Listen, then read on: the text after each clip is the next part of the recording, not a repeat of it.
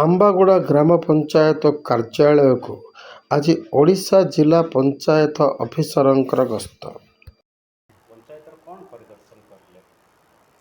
ତାଙ୍କର କ'ଣ ଖର୍ଚ୍ଚ ହେଉଛି ରେକର୍ଡ଼ ପତ୍ର ମେଣ୍ଟେନାନ୍ସ ଆଉ ଆଚ୍ଛା, ରେକର୍ଡ଼ ସିଏ ପତ୍ର ଆପଣ ଯେଉଁ ଚେକ୍ କଲେ ଆଜି, ୟା ଦେହରୁ କ'ଣ ଅନୁସନ୍ଧାନ କଲେ ଆଉ କ'ଣ ପାଇଲେ ଯେଉଁଟାକି ଆପଣଙ୍କର ନଜରକୁ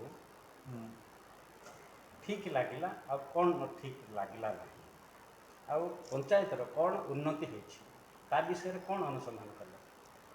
ପଞ୍ଚାୟତର ଖର୍ଚ୍ଚ ଗୁଡ଼ାକ ହେଇପାରୁନି CFC SFC ଫଣ୍ଡର ବହୁତ ଟଙ୍କା ପଡ଼ିକି ରହୁଛି।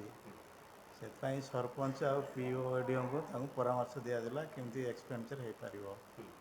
ତାପରେ ପଞ୍ଚାୟତର ଯାହା ଅଛି କ'ଣ ନିଜର ସୋର୍ସ ଇନକମ୍ ଟିକେ ବଢ଼ିବା ପାଇଁ ଇନକମ୍ ପଞ୍ଚାୟତର ବହୁତ କମ୍ ଏ ପଞ୍ଚାୟତ ଗୁଡ଼ାକର ଇଣ୍ଟରନାଲ୍ ଇନକମ୍ ଏଗୁଡ଼ାକ ଉପରେ ପରାମର୍ଶ ଦେଲି। ଆଉ ସଭା ପଞ୍ଚାୟତ ମିଟିଂଟା ରେଗୁଲାର କରିବା ପାଇଁ ଠିକ୍ ଭାବରେ କରିବା ପାଇଁ ରେଜୁଲେସନ୍ ଲେଖିବା ପାଇଁ ତାଙ୍କୁ ନିର୍ଦ୍ଦେଶ ଦିଆଗଲା। ଏ ପଞ୍ଚାୟତର କିଛି ଡେଭଲପ୍ ହେଲା ଭଳିଆ ଆପଣଙ୍କୁ ଲାଗୁଛି?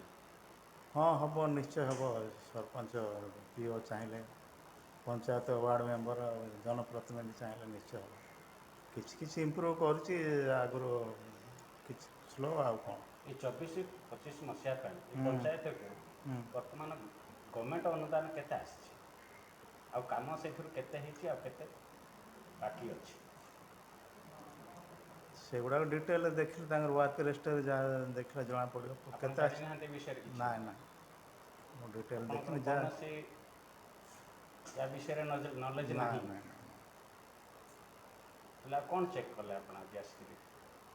ଚେକ୍ ଯାହା କିଛି ଓଭରାଲ୍ ଖାଲି ଜଷ୍ଟ ସୁପରଭାଇଜନ୍ କରିବା ପାଇଁ ଏ କାମଟା ଯୋଉଟା ଅଛି PLCର ହେଇଛି କାମଟା ପଞ୍ଚାୟତ ଲର୍ଣ୍ଣିଂ ସେଣ୍ଟର ବୋଲି ନୂଆରେ ହେଇଛି GPରେ ହେଲା।